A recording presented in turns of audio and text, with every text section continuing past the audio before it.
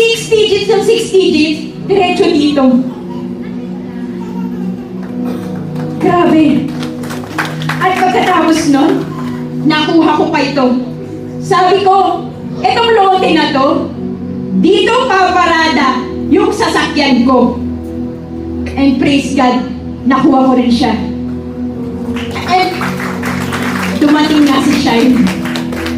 Grabe. Nandito ka na. Nandito ka na sa Yes Land. Ikaw na lang ang kikilos. Ikaw na lang ang magte-take action. Lahat binibigay na.